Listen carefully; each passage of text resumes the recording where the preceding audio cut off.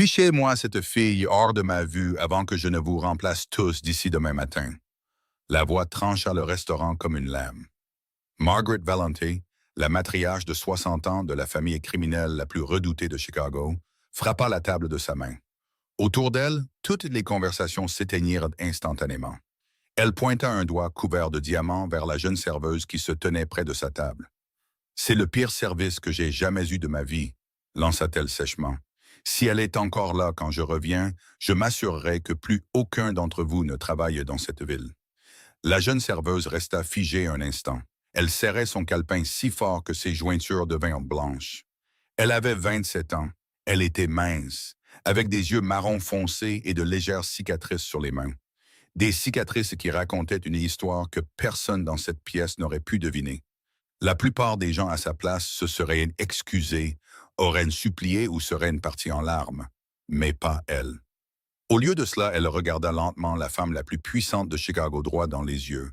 Puis elle dit quelque chose qui changea complètement l'expression de la matriarche. « Allez-y, dit-elle calmement. Renvoyez-moi si vous voulez. Mais ce que personne dans ce restaurant ne savait, ni le personnel terrifié, ni les gardes du corps armé près de la porte, pas même la femme qui venait de l'humilier, c'est que cette serveuse n'était pas une simple inconnue du quartier sud. Elle était la propre fille de la matriarche, enlevée 24 ans plus tôt, et elle se tenait juste devant sa mère depuis le début. Si notre contenu vous plaît, abonnez-vous et laissez-nous un j'aime. Ça compte énormément pour nous. Partagez cette vidéo avec quelqu'un qui aime les belles histoires et d'activer les notifications pour ne jamais manquer ce qui va suivre. Maintenant, retournons là où tout a commencé. La nuit où tout a changé à l'intérieur d'un manoir de luxe appartenant à la famille la plus dangereuse de Chicago, 30 minutes avant que tout n'arrive. Le restaurant noir était encore imprégné de sa lumière dorée et tamisée habituelle. Des bougies vacillaient sur chaque table. Les murs étaient drapés de velours noir et une légère odeur de cigare flottait dans l'air. Elle se mêlait à l'arôme de chêne qui montait du bar au fond de la salle. Noir n'était pas un restaurant ordinaire. Il était situé au cœur de Chicago, dans une rue calme où la plupart des habitants de la ville n'auraient jamais mis les pieds. Il ressemblait plus à un club privé pour l'élite qu'à un endroit où manger. Mais les gens qui comprenaient vraiment ce monde savaient tous que Noir appartenait à la famille Valente. Sur le papier, le restaurant était enregistré au nom d'une société immobilière. En réalité, c'était le territoire privé de l'une des familles les plus puissantes de la pègre de Chicago. La table 1. La table nichée dans le coin sombre du fond, derrière un lourd rideau de velours, était une table où les clients ordinaires ne s'asseyaient jamais. Cette table était réservée à la famille seule. Ce soir-là, le téléphone d'Elena Marsh vibra alors qu'elle vérifiait la liste des réservations une dernière fois. Elle répondit, écouta quelques secondes et son expression changea complètement. Elle baissa le téléphone et se tourna vers le personnel qui se préparait pour le service du soir. Sa voix était basaillée, mais assez claire pour que tout le monde l'entende. « Madame Valente vient ce soir. Table 1. » L'effet fut presque immédiat. Une serveuse à proximité faillit laisser tomber son plateau. Deux serveurs debout près du bar se regardèrent, puis baissèrent tous les deux les yeux vers le sol. Personne ne dit un mot pendant plusieurs secondes, mais l'air dans la salle du personnel devint lourd, comme si quelqu'un avait aspiré tout l'oxygène. Margaret Valente, ce nom n'avait pas besoin de plus d'explications. Elle était la veuve de Franco Valente, l'ancien chef de famille décédé 5 ans plus tôt. Pendant 30 ans aux côtés de son mari, Maggie n'avait pas été qu'une simple épouse. Elle avait été une conseillère, celle qui donnait les ordres quand Franco était absent, la main de fer dans un gant de velours noir. À la mort de Franco, le pouvoir passa à leur fils aîné, Nico Valente, le plus jeune chef de l'histoire de la famille. Mais tout le monde à Chicago comprenait que Maggie était toujours la femme à laquelle même Nico devait réfléchir à 2 fois avant de s'opposer. Et elle était célèbre pour une chose. Elle n'acceptait jamais aucune erreur. Elena regarda autour de la salle. Qui prend la table 1 ce soir? Silence. Un silence complet. Pas une seule main ne se leva. Pas un seul regard n'osa croiser le sien. Benny Tran, l'un des employés les plus anciens, s'adossa au mur et secoua lentement la tête. La dernière fois qu'elle est venue ici, elle a fait virer un gars juste parce qu'il a versé de l'eau avec 3 secondes de retard. 3 secondes. Il n'exagérait pas. Tout le monde dans la salle s'en souvenait. Le serveur s'appelait Jason. Il travaillait chez Noir depuis près de 2 ans, et Maggie l'avait pointé du doigt devant toute la salle, puis avait exigé qu'il soit renvoyé sur le champ. Jason n'avait commis aucune erreur grave. Il avait seulement eu quelques secondes de retard parce qu'il servait une autre table. Mais pour Maggie Valente, le retard était inacceptable. Et comme Noir appartenait à son fils, personne n'osa dire un seul mot pour protester. Elena prit une profonde inspiration. Elle savait qu'elle ne pouvait forcer personne, mais elle ne pouvait pas non plus laisser la table un sans-serveur. Ce serait une insulte plus grande que n'importe quelle erreur. Tout le monde, dit-elle, sa voix patiente mais fatiguée. Quelqu'un doit prendre cette table. Et elle sera là dans 30 minutes. Benny haussa les épaules. Pas moi. La dernière fois que je suis passé près de sa table, elle m'a regardé comme si j'étais un insecte. Une autre serveuse secoua rapidement la tête. J'ai des enfants en bas âge à la maison. Je ne veux pas perdre mon travail ce soir. Elena était sur le point de parler à nouveau quand une voix calme s'éleva de derrière le groupe. Je m'en occupe. Tout le monde se retourna. Clara Wynne se tenait près du poste de service, son tablier soigneusement noué, un petit carnet de commandes déjà à la main. Elle le répéta. Sa voix n'était pas forte mais claire. Je prendrai la table 1. Elena la regarda en hésitant. Clara ne travaillait chez Noir que depuis 3 semaines. Elle était la nouvelle employée de toute l'équipe et ce soir n'était certainement pas une soirée pour une nouvelle. Clara, tu es sûre? Clara hocha la tête. Un client est un client. C'est pour ça que nous sommes là. Benny s'approcha, la tira doucement à part et baissa la voix. Tu ne comprends pas. Madame Valente n'est pas comme les clients ordinaires. Elle ne se contente pas de se plaindre. Elle détruit les gens. Tu as entendu ce qui est arrivé à Jason? Clara le regarda. Elle avait entendu. Tout le monde répétait cette histoire comme une malédiction chaque fois que quelqu'un mentionnait le nom Valente. Mais Clara n'avait pas d'autre choix. Elle avait besoin de ce travail. Pas comme les gens qui ont besoin d'un peu d'argent de poche à la fin du mois. Le genre de besoin qui maintient en vie la personne que vous aimez le plus au monde. Le père Thomas Brennan, âgé de 70 ans, le vieux prêtre de l'église Sainte-Brigitte dans le quartier sud, était la seule personne au monde que Clara appelait sa famille. 11 ans plus tôt, quand Clara avait 16 ans, elle s'était enfuie de la maison de sa mère d'accueil en plein hiver à Chicago. Elle n'avait qu'un manteau fin et une paire de chaussures usées. C'est lui qui avait ouvert la porte de l'église et l'avait laissée entrer. Il ne lui a pas demandé d'où elle venait. Il ne lui a pas demandé ce qu'elle avait fait. Il a seulement dit 4 mots. « Tu es en sécurité maintenant. » À partir de cette nuit-là, il est devenu le père que Clara n'avait jamais eu. Il lui a appris à lire des livres, l'a aidé à obtenir son diplôme d'équivalence d'études secondaires et l'a encouragé chaque fois qu'elle voulait abandonner. Et maintenant, il était allongé dans un hôpital avec un diagnostic de cancer à un stade précoce. Le médecin a dit que la maladie pouvait être traitée, mais que l'opération devait avoir lieu bientôt. Son assurance maladie ne couvrait pas assez. Le reste, près de 20 000 $, Clara devait le trouver par elle-même. Elle avait trouvé le poste de serveuse chez Noir sur Internet 3 semaines plus tôt. Le salaire de base n'était pas élevé, mais les pourboires dans un restaurant haut de gamme pouvaient être 3 ou 4 fois supérieurs à ce qu'elle gagnait dans les petits restaurants où elle travaillait avant. Elle ne savait pas à qui appartenait Noir. Elle ne savait pas ce qu'était la famille Valence. Elle savait seulement que chaque nuit où elle travaillait ici la rapprochait un peu plus de la somme dont elle avait besoin pour sauver la seule personne qui l'avait jamais sauvée. Benny la regardait toujours, son inquiétude impossible à cacher. Clara, je suis sérieux. Elle cherchera la moindre erreur possible. Tu n'es là que depuis 3 semaines. Tu ne sais pas à quel point elle peut être horrible. Clara le regarda droit dans les yeux. Sa voix ne tremblait pas. Elle n'était pas imprudente. Elle était simplement honnête. J'ai plus besoin de ce travail que d'être en sécurité. Benny se tut. Il la regarda encore quelques secondes, puis soupira et s'écarta. Il ne dit plus un mot, mais ses yeux disaient plus clairement que tout qu'il espérait qu'elle savait ce qu'elle faisait. Elena ne discuta pas plus non plus. La directrice regarda Clara, puis hocha la tête avec une réticence visible. « D'accord, mais souviens-toi, sœur, rapidement, reste poli, et quoi qu'il arrive, garde ton calme. » Clara fit un petit signe de tête, retourna au poste de service et commença à vérifier à nouveau les couverts pour la table 1. Ses mains bougeaient rapidement, avec précision. Si quelqu'un l'avait regardé de près, il aurait vu les légères cicatrices qui traversaient le dos de ses mains et ses poignets.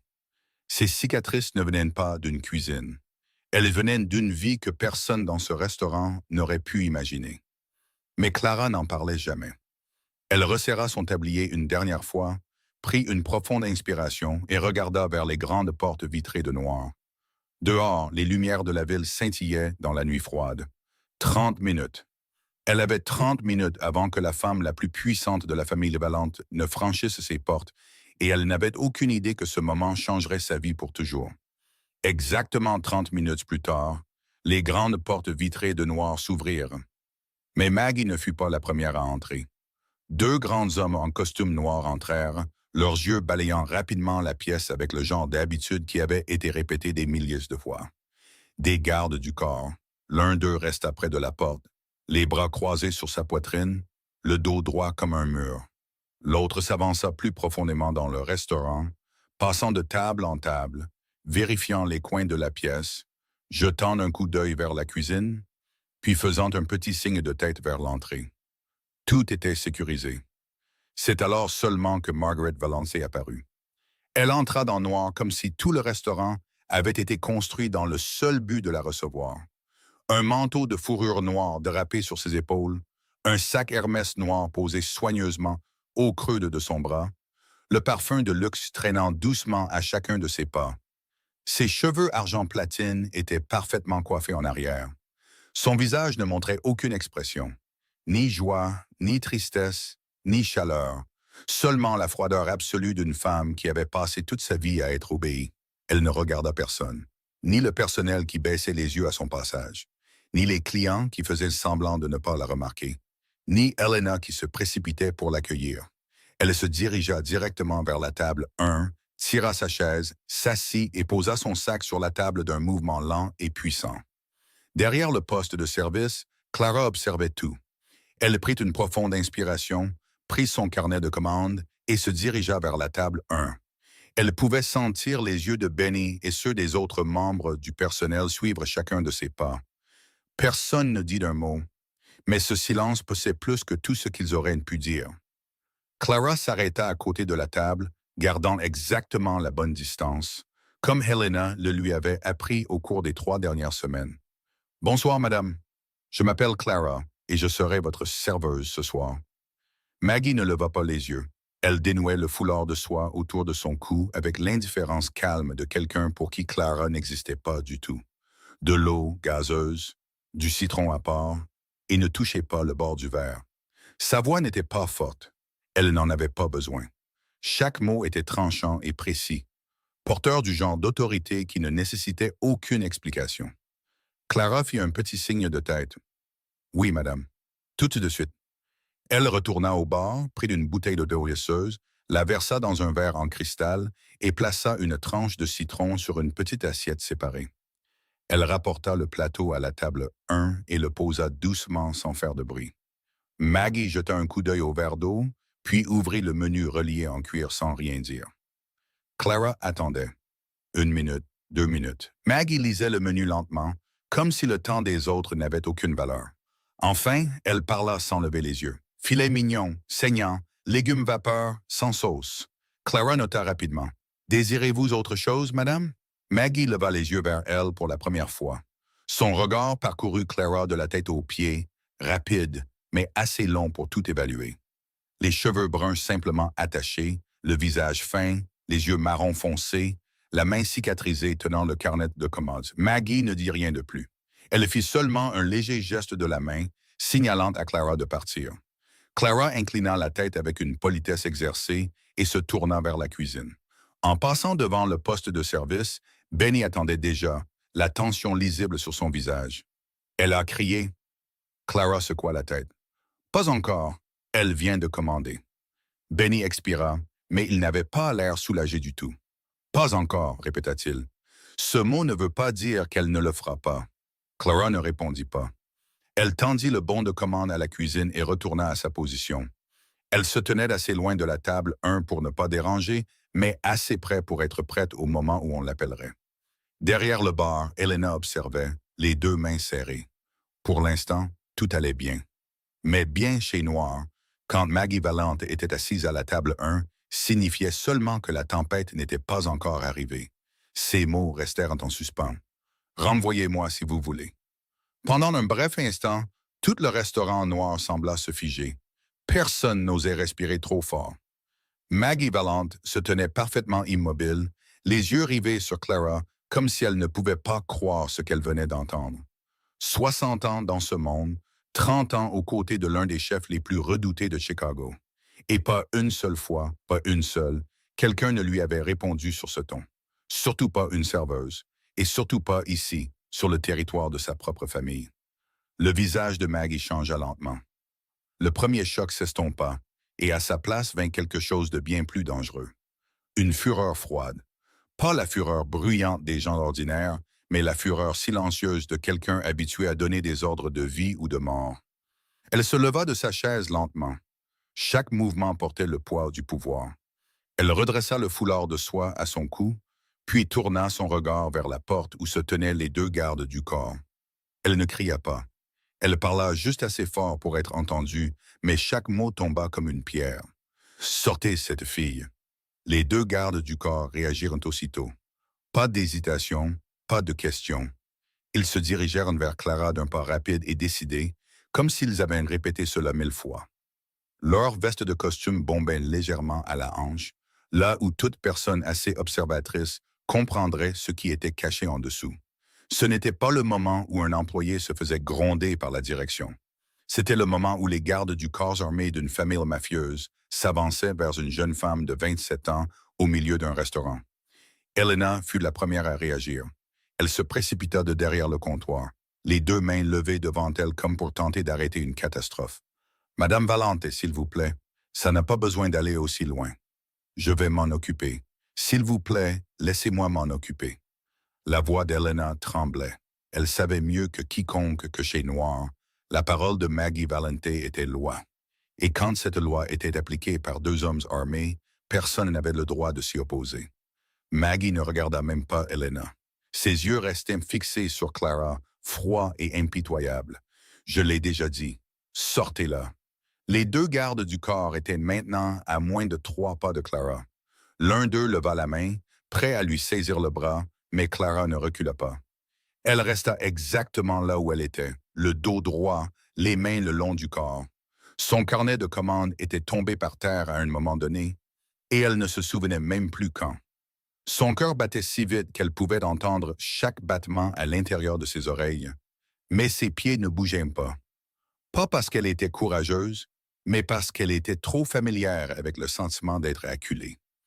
Elle connaissait ce sentiment depuis l'enfance, depuis les nuits dans la maison de Pearl Jennings, quand il n'y avait plus d'endroit où se replier. Et quand il n'y avait plus d'endroit où se replier, elle avait appris que parfois, rester immobile était la seule chose à faire. Autour d'eux, le restaurant commença à se fracturer. Un couple marié assis près de la table posa discrètement de l'argent sur la table et se leva pour partir sans regarder en arrière. Deux hommes à une autre table repoussèrent leurs chaises, essayant de s'éclipser sans attirer l'attention. Une jeune femme dînant seule baissa la tête, serrant fermement son verre de vin. Ses yeux étaient fixés sur la table, comme si elle ne voyait rien, comme si rien ne se passait. Benny se tenait derrière le bar, le visage blême. Il voulait faire quelque chose, mais ses jambes ne bougeaient pas. Il connaissait trop bien les limites. Chez Noir, se mêler des affaires de la famille Valente était le moyen le plus rapide de disparaître de cette ville. Elena essaya une fois de plus. « Madame Valente, s'il vous plaît, elle est nouvelle, elle ne comprend pas. Laissez-moi lui parler, je vais m'en occuper. » Maggie se tourna vers Helena et le regard dans ses yeux fit reculer la directrice. « Es-tu en train de me dire que je dois me répéter une 3e fois? » Helena déglutit difficilement et se tut. Le premier garde du corps tendit la main et saisit le bras de Clara.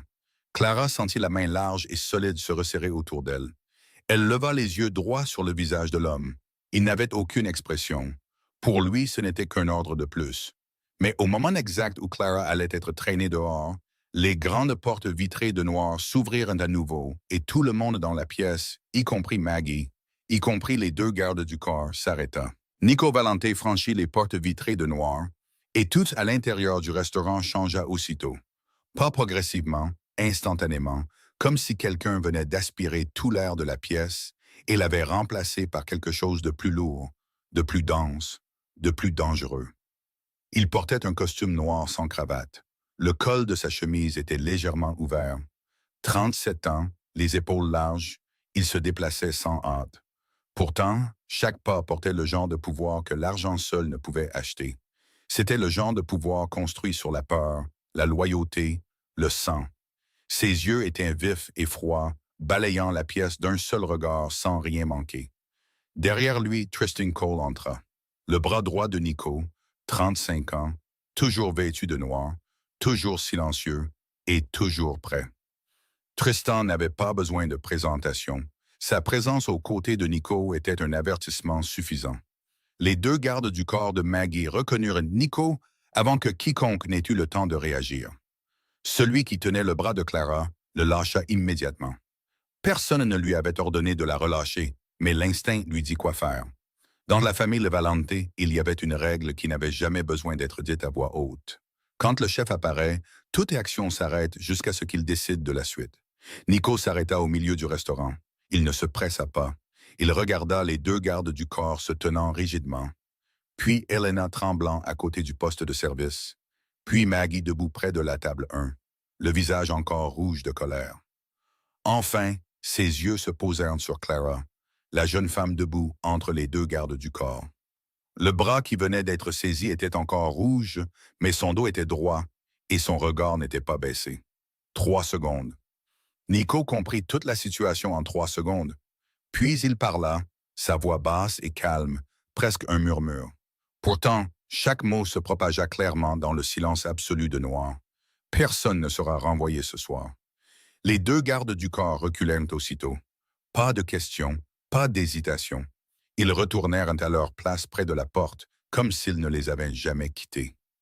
Elena laissa échapper un long soupir, bien que ses mains soient toujours serrées.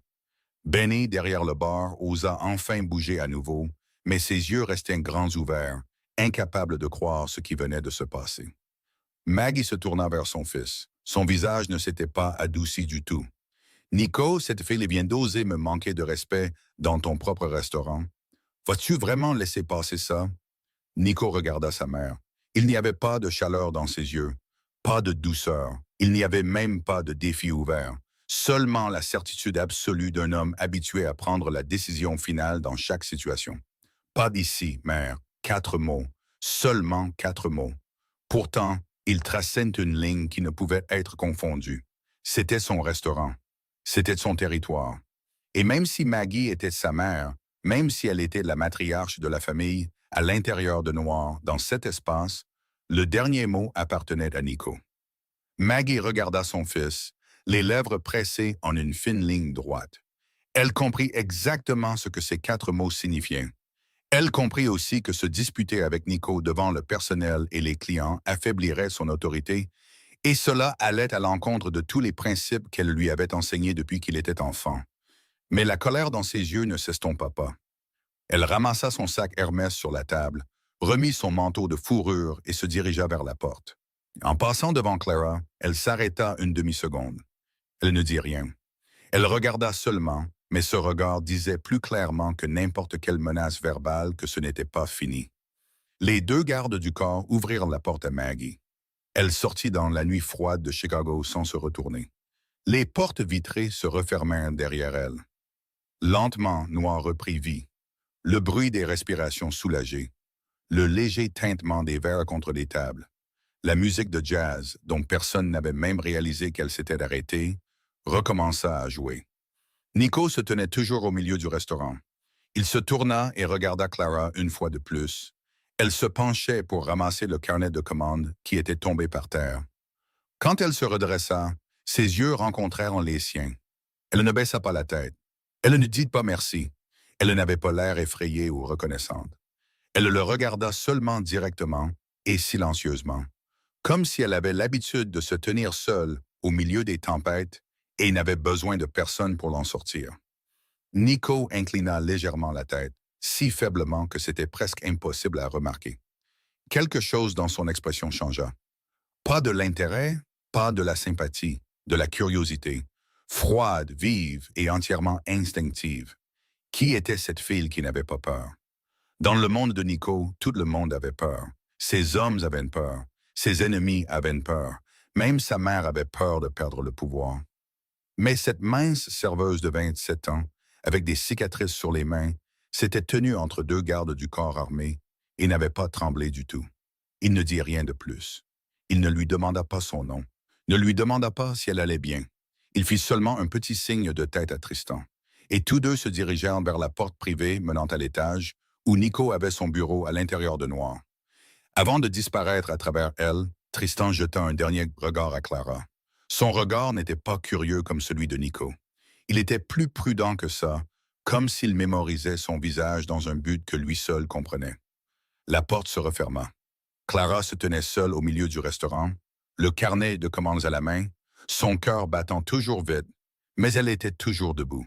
Et dans le monde des gens puissants comme la famille Levaland, parfois, le simple fait d'être encore sur ses pieds était la chose la plus extraordinaire de toutes. Clara poussa la porte de son studio du 3e étage et entra dans l'obscurité. Elle n'alluma pas la lumière tout de suite. Elle resta là, le dos contre la porte fermée, les yeux clos, respirant. Dehors, par la fenêtre, le métro aérien passa en rugissant, faisant trembler les minces murs du vieil immeuble. La lumière des voies surélevées balayait la pièce par impulsion. Vive, puis sombre, vive, puis sombre, comme la respiration d'une ville qui ne dort jamais. Clara actionna l'interrupteur. L'ampoule du plafond clignota quelques fois avant de s'allumer enfin, projetant sa lueur jaune et fatiguée. Le petit studio apparut. Un lit étroit poussé contre le mur. Les couvertures et l'oreiller soigneusement pliés. Une petite table avec 2 chaises dépareillées, une kitchenette avec une seule plaque électrique et un mini-réfrigérateur qui bourdonnait doucement. Des fissures parcouraient les murs et la peinture au-dessus de la fenêtre s'était écaillée. C'était sa maison, toute sa vie contenue dans 20 mètres carrés. Clara s'assit sur le bord du lit et posa ses 2 mains sur ses cuisses. C'est alors seulement qu'elle réalisa que ses mains tremblaient. Pas de peur, de colère. Le genre de colère qui couvait depuis que Maggie Valente l'avait regardée, comme si elle était un insecte. Depuis que la main du garde du corps s'était resserrée sur son bras, depuis que cette femme avait parlé d'elle comme si elle n'était pas digne de respirer le même air. Clara serra les poings, ses ongles s'enfonçant dans ses paumes. Elle avait l'habitude d'être maltraitée. Elle y était habituée depuis très longtemps. Mais ce soir, il y avait eu quelque chose dans la façon dont Maggie l'avait regardée qui avait rouvert une vieille blessure. Le souvenir vint sans y être invité. Clara a 7 ans, debout dans le salon de la maison de Pearl Jennings, dans la banlieue d'Indianapolis. Pearl, la femme chez qui le système de placement familial avait placé Clara quand elle avait 5 ans, se tenait devant elle avec une ceinture en cuir à la main. Fille inutile, personne ne veut de toi. Personne ne voudra jamais de toi. La ceinture s'abattit. Clara ne pleura pas. Elle avait appris très tôt que pleurer ne faisait qu'empirer les choses. Elle se mordit la lèvre et endura, comme elle le faisait toujours. Puis le souvenir changea. Clara a 16 ans, au milieu de la nuit, en plein hiver à Chicago. Elle s'était enfuie de la maison de Pearl 2 jours plus tôt, prenant un bus de l'Indiana à l'Illinois avec l'argent qu'elle avait caché pendant 3 ans. Elle n'avait pas de plan. Elle savait seulement que si elle restait une nuit de plus, elle ne survivrait pas. Chicago en janvier.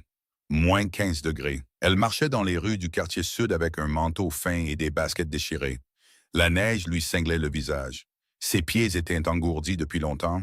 Elle ne savait pas où elle allait jusqu'à ce qu'elle voie la lumière jaune et chaude qui s'échappait de la grande porte en bois de l'église Sainte-Brigide. Elle poussa la porte. À l'intérieur, il faisait chaud. Un vieil homme en soutane noire redressait les bancs. Il leva les yeux et la vit. Une fille mince aux lèvres violettes à cause du froid, aux yeux creux et aux bras et jambes couverts de bleu. Il ne lui demanda pas qui elle était. Il ne lui demanda pas d'où elle venait. Il ne demanda pas pourquoi une enfant de 16 ans errait seule au milieu d'une nuit d'hiver. Il dit seulement « Tu es en sécurité maintenant. Entre. » Père Thomas Brennan, le seul homme au monde qui ait jamais regardé Clara et vu un être humain. Pas un fardeau, pas un problème, pas une orpheline inutile. Il lui donna un endroit où dormir dans la petite pièce derrière l'église. Il lui apprit à cuisiner, lui apprit à lire des livres, l'aida à obtenir son diplôme d'équivalence d'études secondaires. Il ne lui posa jamais de questions sur son passé jusqu'à ce qu'elle soit prête à le raconter. 11 ans, il était la seule famille qu'elle ait jamais eue. Et maintenant, il était allongé dans un hôpital, ce corps de 70 ans luttant contre une maladie que seul l'argent pouvait l'aider à vaincre. Clara revint au présent. Ses mains avaient cessé de trembler. Elle se pencha sous le lit et sortit une vieille boîte en fer blanc. La boîte l'avait suivie de l'orphelinat, à travers la maison de Pearl, à travers les rues, à travers Sainte-Brigide et dans ce studio. À l'intérieur, il n'y avait que deux choses. Un petit morceau de tissu de soie, de couleur crème douce, légèrement jauni par le temps. Dessus, une lettre avait été brodée à la main en fil d'argent. V. Clara ne savait pas ce que le V signifiait. Elle ne savait pas d'où venait le tissu. Elle savait seulement qu'il était avec elle depuis son premier souvenir. La deuxième chose était une photographie Polaroid délavée. Sur la photo, une petite fille en robe blanche avec des cheveux bruns légèrement bouclés souriait à quelqu'un hors du cadre. Au dos de la photographie, à l'encre bleue presque effacée, il y avait une ligne manuscrite. Sophia, 2 ans. Clara ne savait pas qui était Sophia. Elle ne savait pas si c'était son vrai nom ou non. Elle avait demandé à chaque travailleur social, à chaque famille d'accueil, à chaque adulte qui avait traversé sa vie. Personne n'avait de réponse, ou personne n'avait voulu répondre. Elle referma ses doigts fermement sur le morceau de soie, sentant le fil d'argent frais sous ses doigts. Dehors, un autre métro aérien passa en grondant, faisant trembler la pièce puis s'estompant au loin. Dans le silence qui revint, Clara murmura dans l'obscurité. « Qui suis-je » Cette même nuit, au dernier étage de la tour Valente, Nico se tenait près du mur de verre, regardant Chicago. La ville s'étendait sous lui comme une carte de lumière. Des millions de petites lumières scintillant dans la nuit froide. Son penthouse occupait tout le 42e étage, au design minimaliste, entièrement construit en pierre, en verre et en bois sombre. Il n'y avait pas de photos de famille sur les murs, pas de décoration personnelle. La pièce ressemblait plus à un centre de commandement qu'à une maison. Tristan Cole se tenait derrière lui, une main tenant un iPad, l'autre reposant sur le dossier d'une chaise. Il était habitué au silence de Nico. Au cours des années qu'il avait passées comme bras droit de Nico, Tristan avait appris que Nico pensait en silence et prenait des décisions en une seule phrase.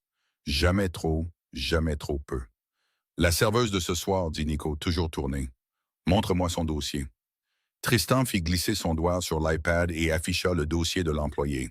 Clara Wynne, 27 ans, adresse dans le quartier sud, pas de casier judiciaire. Embauchée il y a 3 semaines lors d'un recrutement ouvert, vérification des antécédents de base réussis. Tristan marqua une pause. Mais il y a quelque chose d'étrange. Nico inclina légèrement la tête, toujours sans se retourner. Aucune famille n'est mentionnée dans le dossier, ni père, ni mère, ni frères et sœurs, ni parents.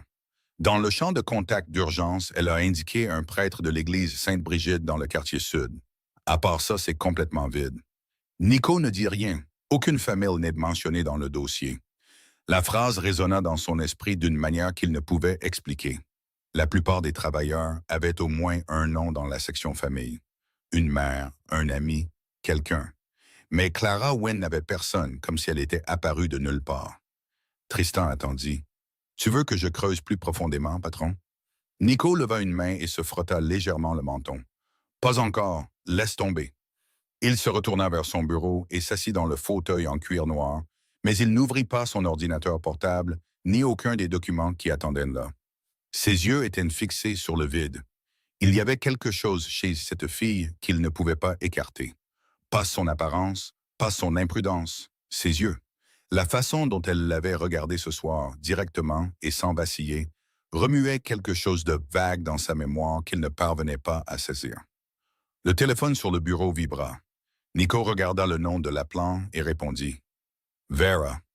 Vera Santos, 40 ans, cheveux noirs coupés courts, une ancienne enquêtrice du département de police de Chicago, avant de passer à l'investigation privée. Nico l'avait engagée 3 ans plus tôt pour une seule tâche.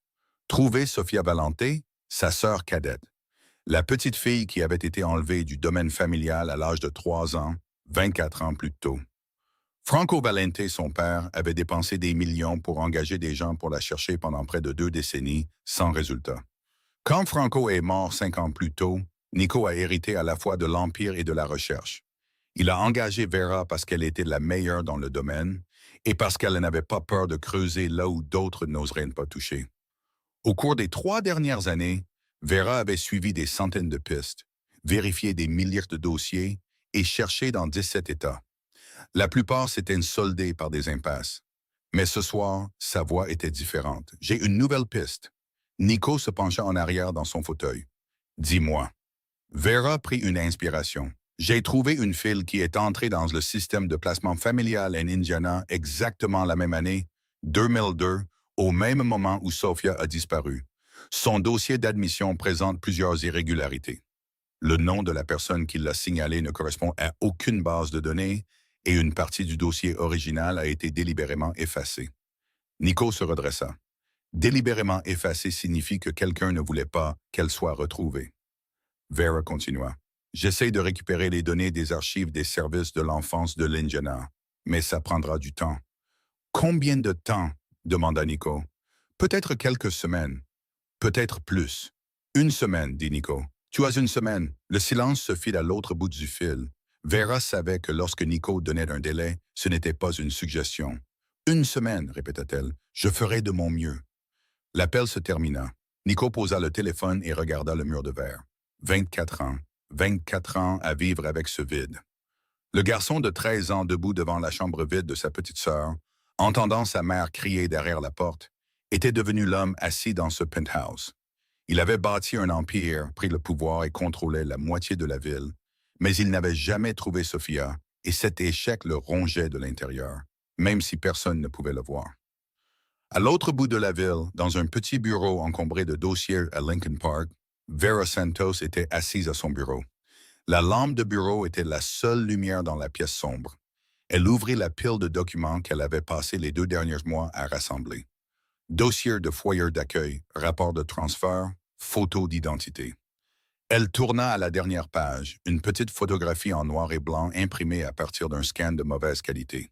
Sur la photo se tenait une petite fille d'environ 5 ans, avec des cheveux bruns bouclés, dans la cour d'un foyer d'accueil en Indiana. La fille regardait droit dans l'objectif. Vera s'arrêta. Elle rapprocha la lampe de bureau et regarda attentivement. Les yeux de la petite fille sur la photographie, marron foncé et profond, portaient quelque chose à la fois de résilient et de triste qu'aucun enfant de 5 ans ne devrait jamais avoir. Vera avait rencontré Maggie Valente 2 fois au cours de l'enquête, et les yeux de cette photographie ressemblaient tellement à ceux de Maggie que la chair de poule lui monta le long de la peau. Vera posa la photographie, sa main tremblant légèrement. Elle prit son téléphone, sur le point de rappeler Nico. Puis elle s'arrêta. Pas assez de preuves. Elle devait être certaine. Elle reposa le téléphone, ouvrit son ordinateur portable et commença à taper. La nuit était loin d'être terminée. 3 jours passèrent. Clara pensait que tout était fini. Elle allait toujours travailler chaque soir, servait d'autres tables, collectait des pourboires, rentrait chez elle, comptait chaque dollar et l'ajoutait à la somme qui se rapprochait lentement de la facture d'hôpital du père Thomas. Benny ne mentionna plus cette nuit-là. Elena non plus. Tout Noir semblait respirer plus facilement et retourna à son rythme normal. Jusqu'au 4e soir, Elena vérifiait le planning des réservations quand son téléphone vibra. Elle regarda l'écran et son visage devint pâle, exactement comme cette nuit-là. Elle baissa le téléphone et chercha Clara parmi le personnel qui se préparait pour le service du soir. Clara, appela-t-elle doucement, sa voix tendue par la tension. Madame Valente vient et elle a spécifiquement demandé que tu la serves.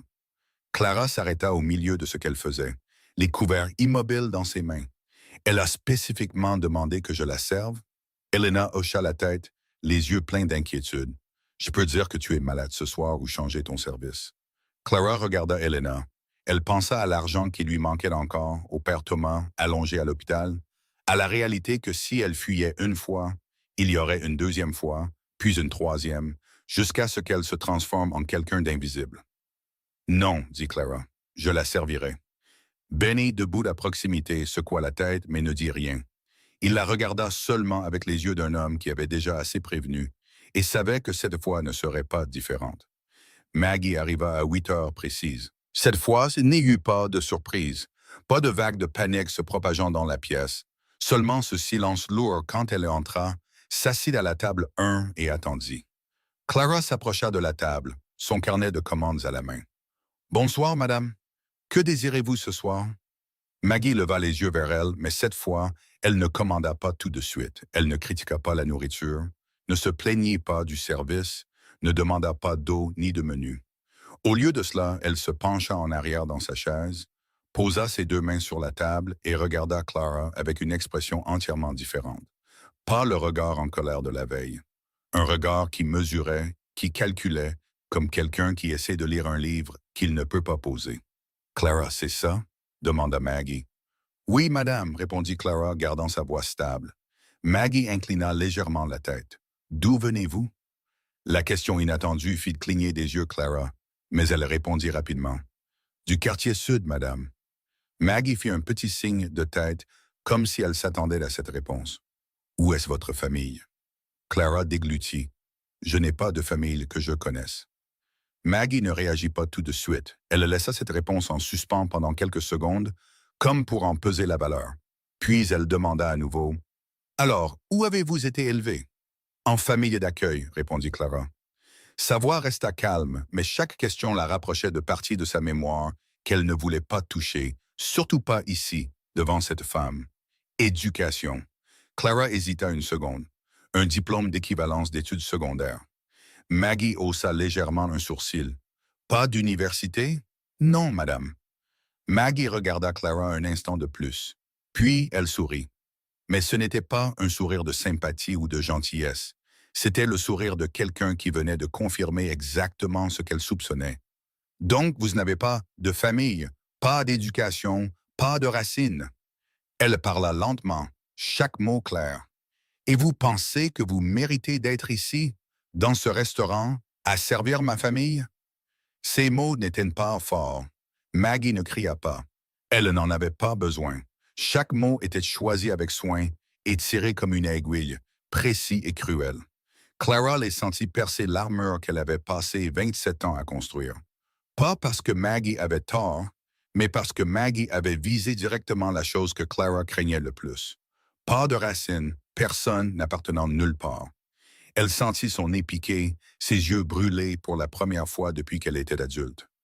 Depuis qu'elle avait quitté la maison de Pearl Jennings, depuis qu'elle avait dormi dans les rues de Chicago en plein hiver, Clara faillit pleurer devant une étrangère.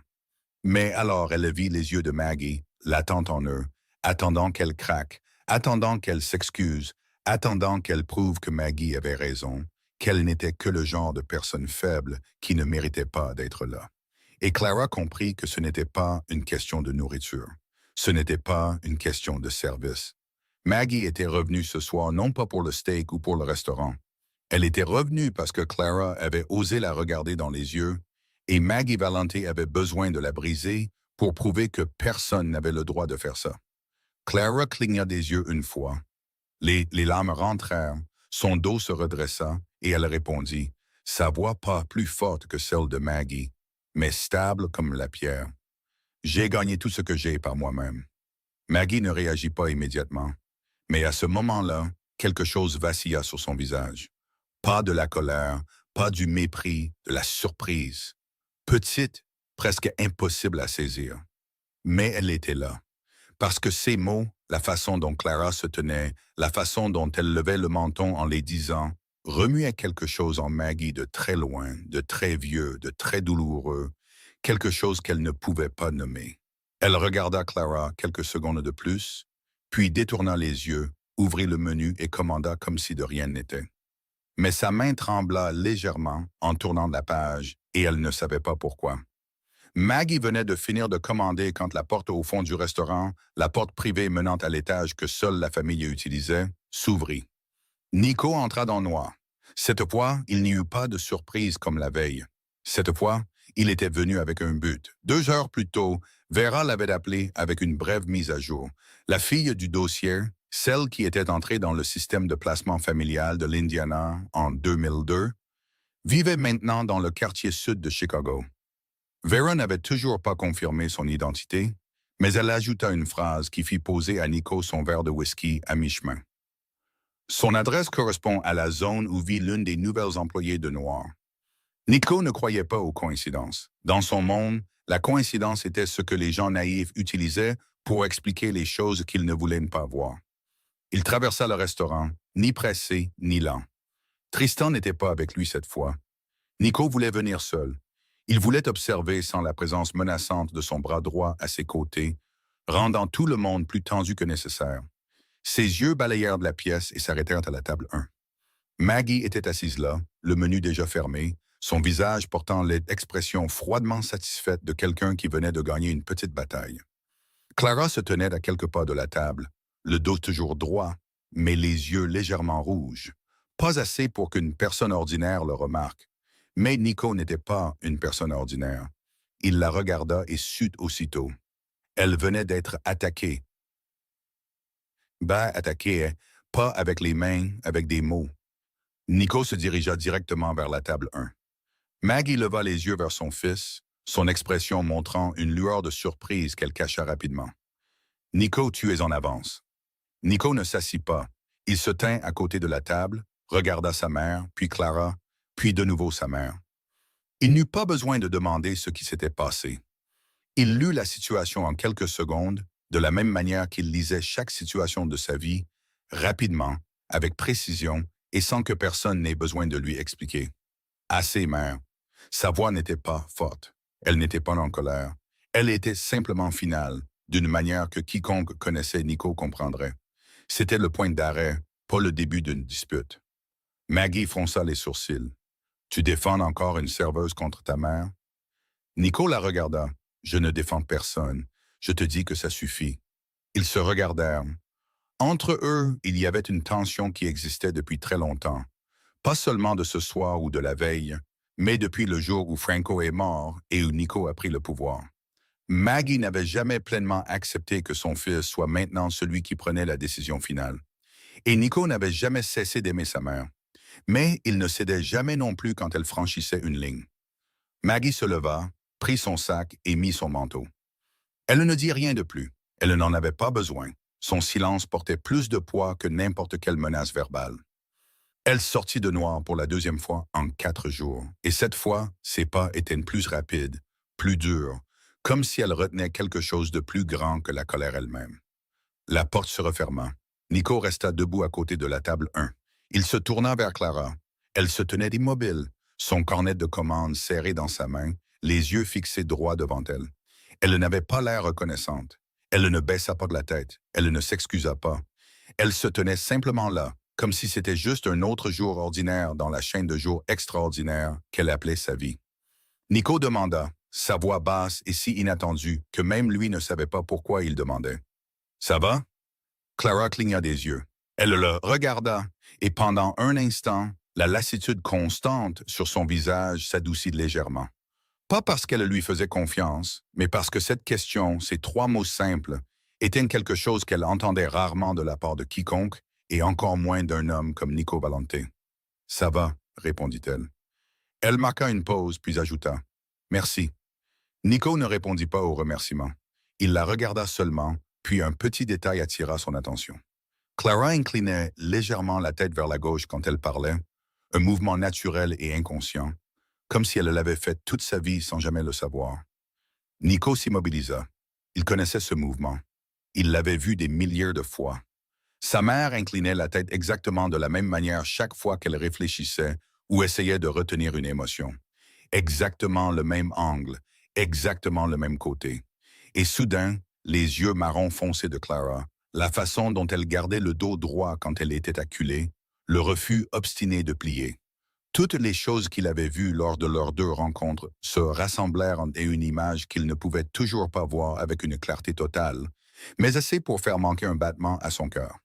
Il ne dit rien de plus. Il ne pouvait pas, car s'il ouvrait la bouche maintenant, il avait peur que sa voix ne trahisse quelque chose que son esprit n'était pas encore prêt à admettre.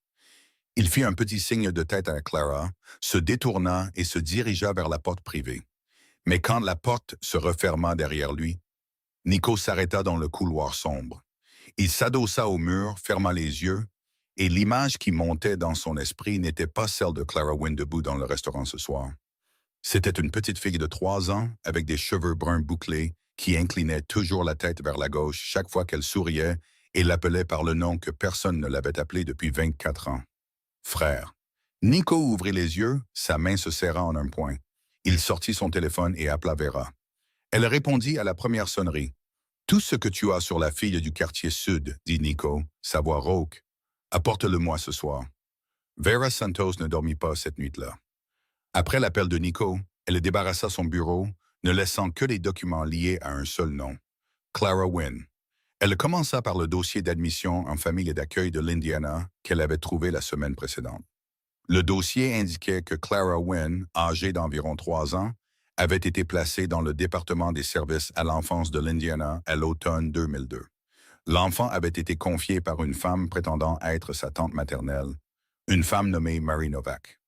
Sur le papier, Mary Novak fournissait une adresse dans la banlieue d'Indianapolis, un numéro de téléphone et un ensemble de documents qui comprenaient un faux acte de naissance et une carte de sécurité sociale pour l'enfant. Tout était faux. Vera avait vérifié. L'adresse était un terrain vague, le numéro de téléphone n'existait pas, et la carte de sécurité sociale avait été émise par une source qui n'appartenait à aucune agence fédérale. C'était de la contrefaçon professionnelle, du genre que seuls les réseaux du crime organisé produisaient. Vera se concentra sur le nom de Mary Novak. Elle le passa dans toutes les bases de données auxquelles elle avait accès, légales et illégales. Rien ne correspondait. Mary Novak n'existait pas, mais Novak si. Vera passa à la recherche de toutes les femmes portant le nom de famille Novak qui avaient été liées à la région de Chicago entre 1995 et 2003. La liste était longue, mais Vera filtra patiemment chaque nom.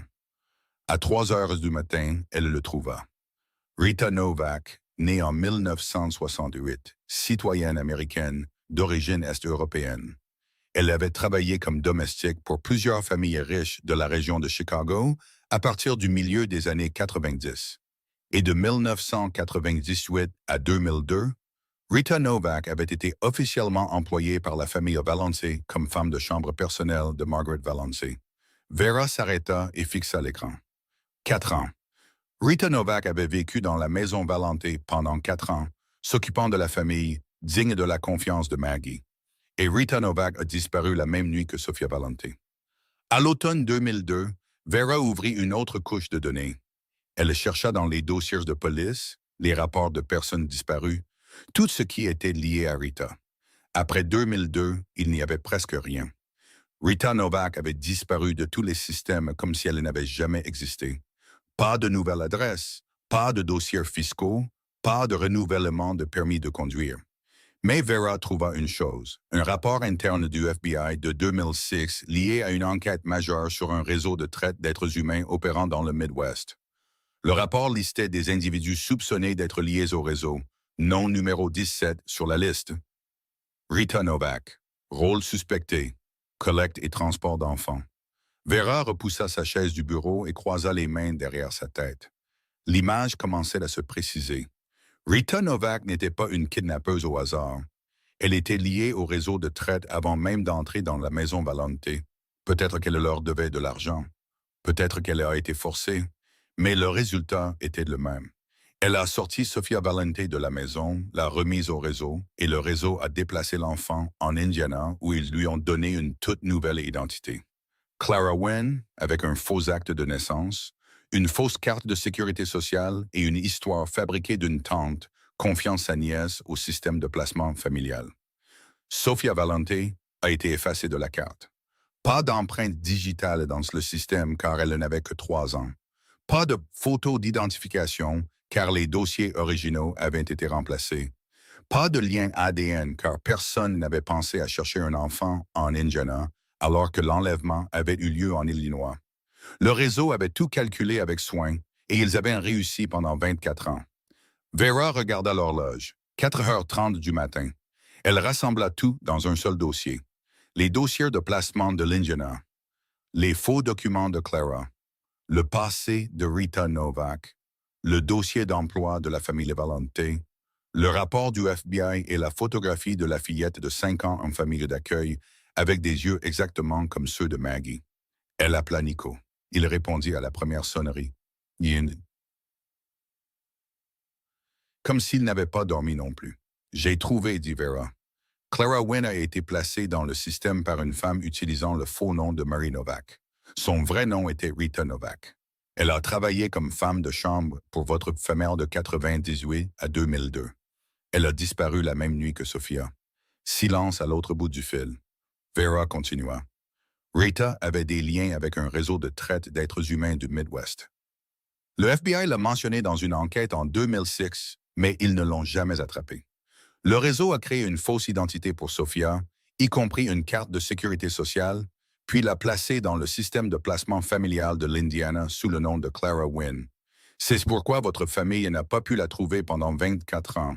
Elle n'a pas disparu. Elle a été cachée. Le silence s'étira. Vera pouvait entendre la respiration lourde à l'autre bout, lente et contrôlée, comme si Nico utilisait chaque once de force pour empêcher quelque chose de se briser en lui. Puis sa voix vint, rauque et si basse que Vera dut presque tendre l'oreille pour l'entendre. « Apporte-moi tout ce soir. » Le lendemain matin, avant d'aller à Noir pour son service du soir, Clara se rendit à l'hôpital. L'hôpital Mercy dans le quartier sud n'était pas un endroit pour les riches. Les couloirs étaient étroits, les néons brûlaient d'un blanc dur et l'odeur d'antiseptique flottait partout. Clara passa devant la réception, fit un signe de tête à l'infirmière de service qui avait fini par la reconnaître, puis tourna dans la chambre 27 au bout du couloir du 3e étage. Le père Thomas Brennan était allongé dans le lit d'hôpital. Son dos était soutenu par 2 minces oreillers. Il avait l'air plus maigre que la dernière fois que Clara l'avait vu, une semaine plus tôt. Sa peau était grise et ses mains si fines que Clara pouvait voir chaque veine bleue courir sous la surface fragile. Mais ses yeux étaient toujours brillants, clairs, chaleureux. Les yeux vers lesquels Clara s'était tournée pendant 11 ans, chaque fois que le monde semblait trop lourd à porter seul. « Ma fille, dit-il en la voyant, sa voix faible, mais gardant toujours ce sourire familier. Tu es en avance aujourd'hui. » Clara tira une chaise à côté du lit et posa un petit sac en papier sur la table. « Je t'ai apporté du porridge au poulet de l'endroit au coin de la rue Halstead que tu aimes. » Le père Thomas sourit doucement. « Tu te souviens toujours. » Clara s'assit tranquillement et le regarda manger. Il mangeait lentement, une petite cuillerée à la fois, et Clara remarqua que sa main tremblait plus qu'avant. Elle ne dit rien. Elle resta simplement assise là, comme elle l'avait fait tant de fois auparavant. Ils n'avaient jamais eu besoin de beaucoup de mots. Ils étaient habitués au silence facile entre des personnes qui se comprenaient plus profondément que le langage ne pourrait jamais le faire. Mais aujourd'hui, quand le père Thomas posa la cuillère et regarda Clara, il y avait quelque chose de différent dans ses yeux. Pas la chaleur habituelle. De l'inquiétude, lourde et ancienne, comme s'il la portait depuis très longtemps. « Enfant, dit-il, sa voix plus lente que d'habitude, il y a quelque chose que j'aurais dû te dire il y a longtemps. » Clara le regarda, le front légèrement plissé. « De quoi parles-tu, père? » Le père Thomas ferma les yeux une seconde, comme pour rassembler ses forces. « se commence. » Pas la force physique, mais la force intérieure, pour dire quelque chose qu'il avait caché pendant des années. « Te souviens-tu du morceau de soie dans ta boîte et un fer blanc? » Clara s'immobilisa. Le morceau de tissu brodé de la lettre V. Bien sûr, elle s'en souvenait. Elle venait de le tenir la veille, assise sur son lit dans son studio sombre, se demandant ce que cela signifiait. « Je me souviens, » répondit-elle prudemment. Le père Thomas ouvrit les yeux et la regarda directement. « Quand tu es venu à l'église à 16 ans, tu as apporté cette boîte avec toi. Tu t'es endormi ta première nuit là-bas et j'ai vu la soie glisser de la boîte.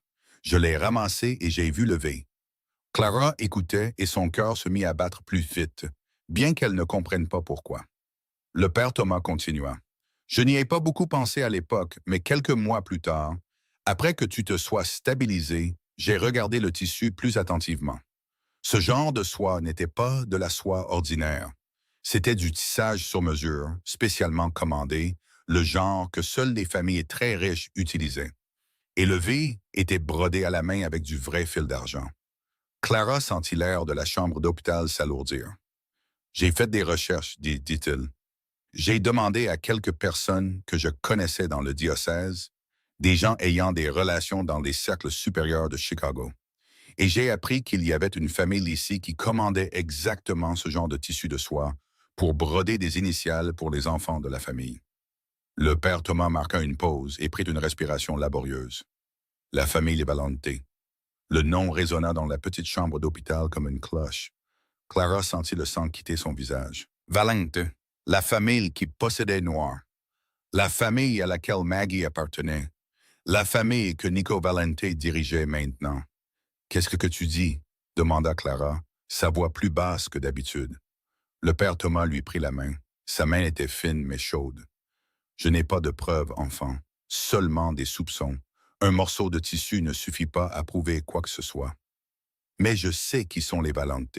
Je sais qu'ils sont dangereux. Si je t'avais emmené chez eux et que je me trompais, tu aurais pu être mise en danger. Et si j'avais raison, il s'arrêta, sa voix tremblant faiblement.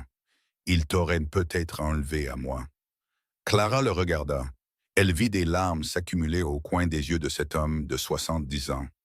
L'homme qui avait passé 11 ans à lui apprendre qu'elle avait de la valeur, qu'elle méritait d'être aimée, qu'elle n'était pas l'enfant abandonné que les gens lui avaient dit qu'elle était tout au long de son enfance. « Tu es la seule fille de mon cœur que j'ai jamais eue, dit-elle, la voix brisée.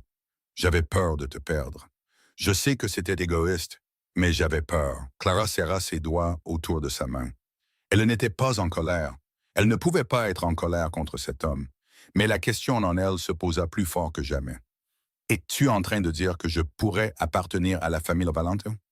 Le père Thomas la regarda, les yeux pleins d'une douleur trop longtemps portée. Je dis que quelqu'un t'a volé à des gens qui te cherchent peut-être encore. Clara retira sa main et la posa sur sa poitrine. Son cœur battait la chamade. Le tissu de soie brodé de la lettre V, la photographie Polaroid d'une petite fille en robe blanche, l'écriture délavée au dos. Sophia, 2 ans. Maggie Valente la regardant dans le restaurant avec cette étrange expression. Mi-haine, mi-hantée par quelque chose qu'elle ne pouvait nommer. Nico Valente lui demandant si elle allait bien d'une voix différente de toutes celles qu'elle avait jamais entendues d'un homme puissant. Tout commençait à se mettre en place. Flou, pas encore clair, mais assez pour que Clara ait l'impression que le sol sous ses pieds n'était plus solide. Elle se leva, se pencha, embrassa le père Thomas sur le front et dit doucement « Je ne suis pas en colère contre toi. » Puis elle sortit de la chambre d'hôpital, descendit le couloir blanc et poussa les portes de l'hôpital pour sortir dans l'air froid. Elle se tint sur le trottoir, regardant la rue animée du quartier sud, et sentit que toute sa vie venait d'être bouleversée. Car si ce que le père Thomas disait était vrai, alors pendant les 24 dernières années, elle n'avait pas été une enfant abandonnée. Elle avait été une enfant volée.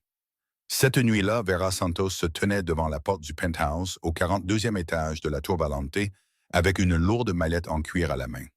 Tristan ouvrit la porte, fit un bref signe de tête, puis la conduisit dans le bureau. Nico se tenait près du mur de verre, le dos tourné, regardant Chicago. Il ne se retourna pas en entendant des pas. « Pose-le sur le bureau, dit-il. » Vera posa la mallette sur le bureau en bois sombre, ouvrit les fermoirs et commença à sortir les choses une par une. D'abord, le dossier d'admission en famille d'accueil de l'Indiana. L'original avait été photocopié des archives du département des services à l'enfance et il indiquait clairement Clara Wynne, environ 3 ans, confiée par Marie Novak, lien de parenté autodéclaré comme tante maternelle. Ensuite, le dossier de Rita Novak. 4 pages documentant tout son parcours. Employée comme femme de chambre par la famille Valente à partir de 98, disparue la nuit où Sophia a disparu. Son nom apparaissant dans un rapport du FBI sur le réseau de traite du Midwest en 2006. Après cela, les faux documents. L'acte de naissance de Clara Wynne, la carte de sécurité sociale créée par le réseau.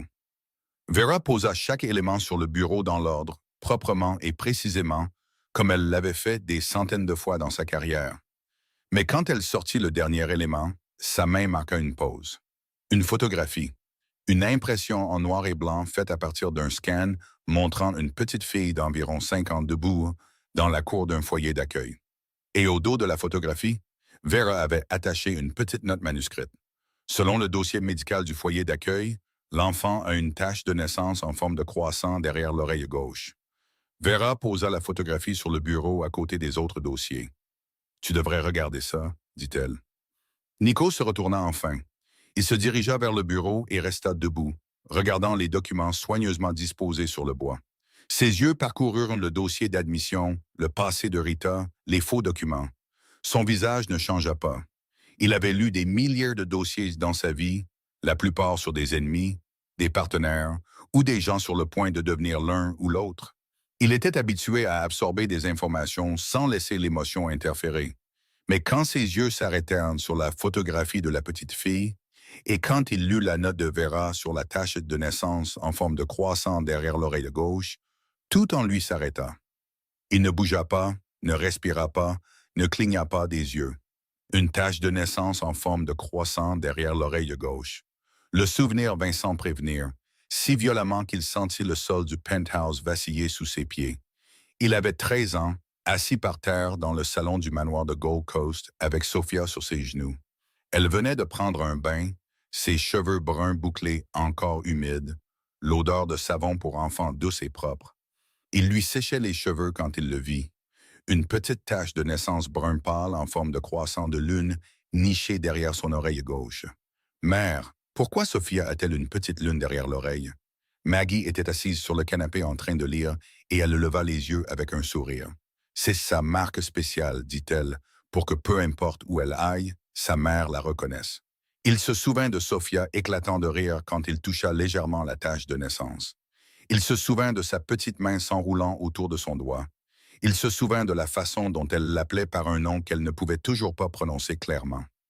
Nico, puis le souvenir sauta à une autre nuit. La nuit où tout s'est terminé.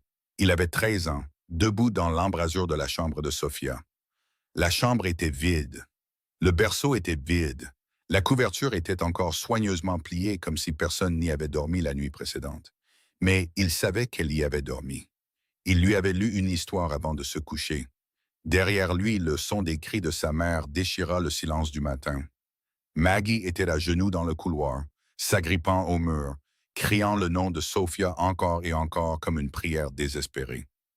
Son père, Franco, se tenait dans le bureau, brisant tout sur le bureau avec ses poings. Le téléphone, la lampe de bureau, le cadre photo, tout vola par terre en morceaux. Nico, 13 ans, se tenait dans l'embrasure de la porte de sa sœur et ne pleura pas, ne parla pas, ne bougea pas. Mais quelque chose en lui mourut ce matin-là. Et à partir de ce moment, ce garçon de 13 ans ne revint jamais. Quelqu'un d'autre grandit des cendres à la place. Plus froid, plus dur, plus dangereux. Cet homme se tenait maintenant dans le penthouse, agrippant le bord du bureau si fort que le bois craqua sous ses doigts. « C'est elle, dit Nico, sa voix si rauque que Vera faillit ne pas la reconnaître. Vera le regarda. Il s'agrippait au bureau comme si c'était la seule chose qui l'empêchait de s'effondrer. « Non, dit-elle prudemment, ce sont des preuves très solides, mais nous avons besoin d'un test ADN pour le confirmer. Sans ADN, n'importe quel avocat... » « Je sais déjà, » coupa Nico. Il leva la tête. Ses yeux étaient rouges. Il n'y avait pas de larmes, mais ils étaient rouges, comme si tous les sentiments qu'il avait enfouis pendant 24 ans essayaient de percer d'un coup. « Je sais déjà que c'est elle. » Vera se tut. Elle travaillait avec Nico depuis 3 ans. Elle l'avait vu donner des ordres à ses hommes, négocier avec des rivaux, gérer des situations que la plupart des gens ordinaires ne voudraient jamais connaître. Mais elle ne l'avait jamais vu comme ça. Nico lâcha le bureau et retourna vers le mur de verre. Il pressa son front contre le verre froid et ferma les yeux. Chicago scintillait sous lui, mais il ne voyait rien de tout cela. Il ne voyait que le visage d'une petite fille de 3 ans, cheveux bruns bouclés, une petite lune derrière l'oreille gauche, riant sur ses genoux dans le salon du manoir 24 ans plus tôt. Et maintenant, cette petite fille avait 27 ans, vivait dans un minuscule studio du quartier sud, servait des tables dans son propre restaurant et venait d'être humiliée par sa propre mère devant tout le restaurant sans que personne ne le sache. Pour comprendre cette histoire, nous devons remonter 24 ans en arrière, à une nuit d'automne en 2002, à l'intérieur du manoir Vallant dans le quartier de Gold Coast à Chicago. La nuit où tout a commencé à s'effondrer. Rita Novak travaillait pour la famille Vallant depuis 4 ans. Elle est arrivée en 98, engagée par une agence de personnel domestique réputée, avec une vérification complète de ses antécédents. Sur le papier, Rita était une femme d'âge moyen d'origine est-européenne, travailleuse, silencieuse et impeccable. En réalité, elle est devenue quelqu'un en qui Maggie Valente avait plus confiance que quiconque en dehors de la famille. Rita nettoyait les chambres, préparait le petit déjeuner, repassait les chemises de Franco et surtout, Rita s'occupait de Sofia, la petite fille de la famille, âgée de 3 ans, avec des cheveux bruns bouclés, un rire facile et l'habitude d'incliner la tête vers la gauche chaque fois qu'elle écoutait quelqu'un parler.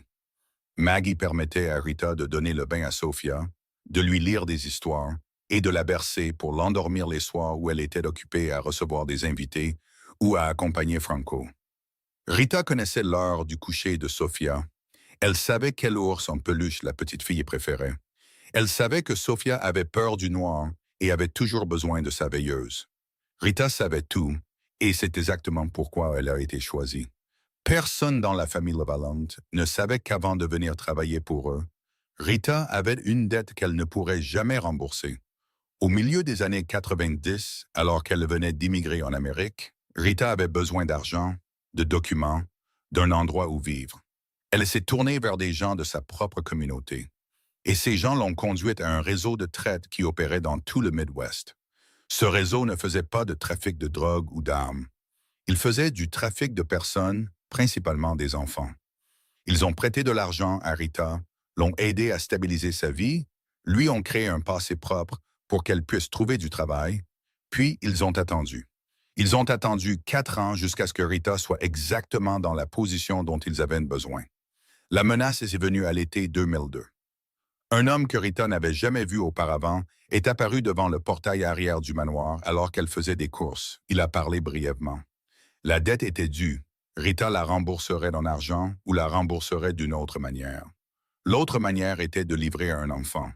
Rita est suppliée. Elle a dit qu'elle trouverait un moyen d'obtenir l'argent.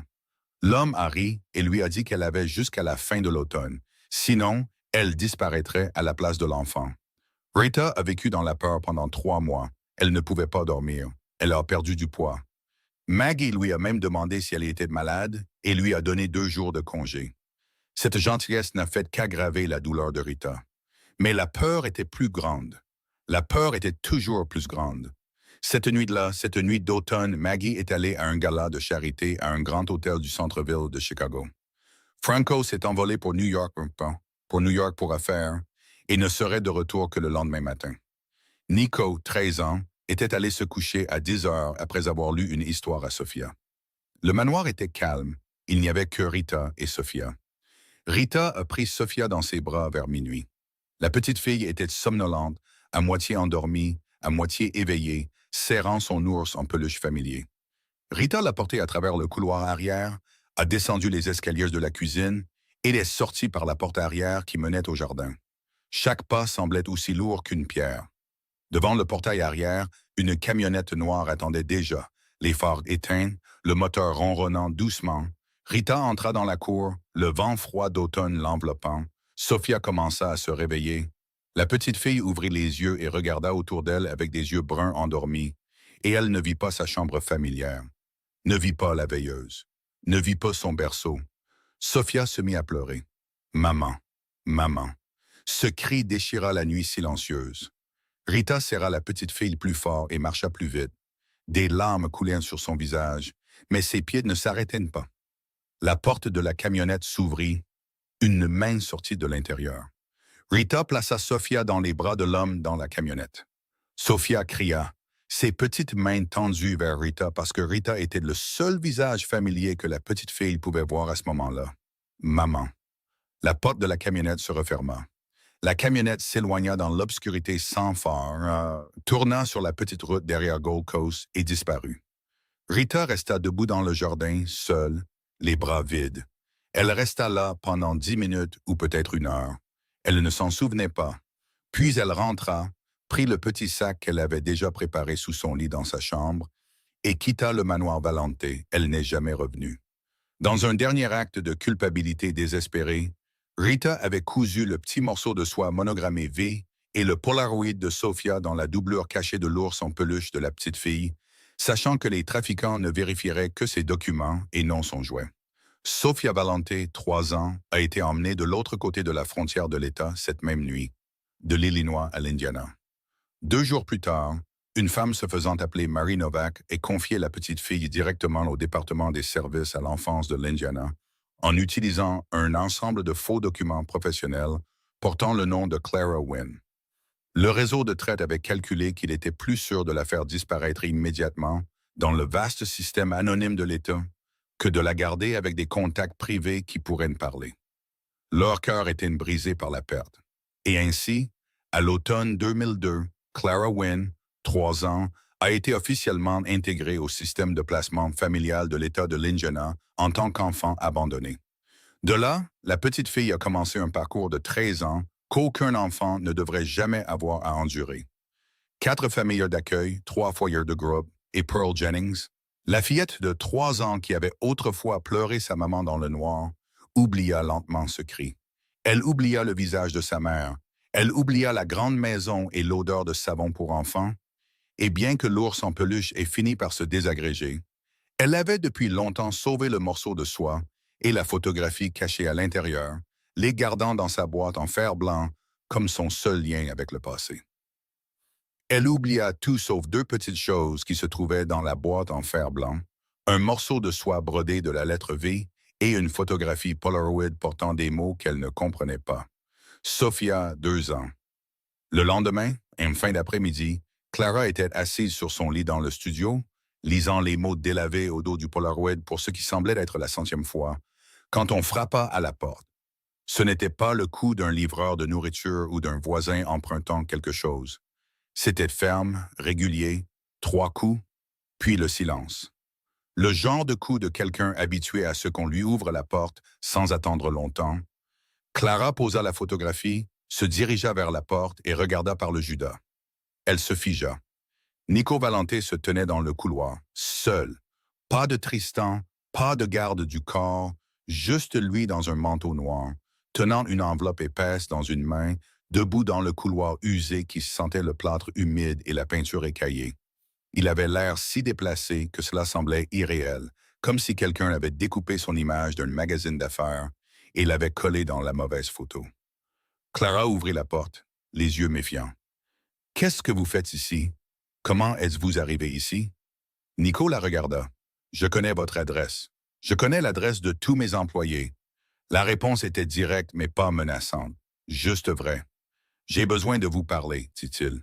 Puis-je entrer? » Clara hésita quelques secondes. L'instinct de survie qu'elle avait affûté pendant 27 ans lui disait qu'elle ne devrait pas inviter un chef de la mafia chez elle. Mais il y avait quelque chose de différent dans les yeux de Nico ce soir par rapport à toutes les fois précédentes. Pas de froideur, pas de curiosité calculatrice, quelque chose qu'elle ne pouvait nommer, quelque chose de lourd. Elle s'écarta. Nico entra. Il ne dit rien pendant les premières secondes. Son regard parcourut la pièce. Murs fissurés, une ampoule vacillante, un lit étroit avec une fine couverture pliée, une plaque de cuisson à un seul brûleur, un mini-réfrigérateur qui bourdonnait doucement, une fenêtre donnant sur les voies du métro aérien. Clara suivit son regard et sentit l'envie de s'expliquer, de dire qu'elle économisait de l'argent pour autre chose, que ce n'était que temporaire, mais elle se retint. Elle ne devait d'explication à personne sur sa vie. Nico s'assit dans la seule vieille chaise. Il posa l'enveloppe sur ses genoux, mais ne l'ouvrit pas encore. Au lieu de cela, il regarda Clara et demanda, sa voix basse, « Racontez-moi votre vie. » Clara croisa les bras et s'appuya contre le mur opposé. « Pourquoi? » « Parce que j'ai besoin de l'entendre. » Clara le regarda plus longtemps que d'habitude. Puis elle parla brièvement, sans émotion superflue.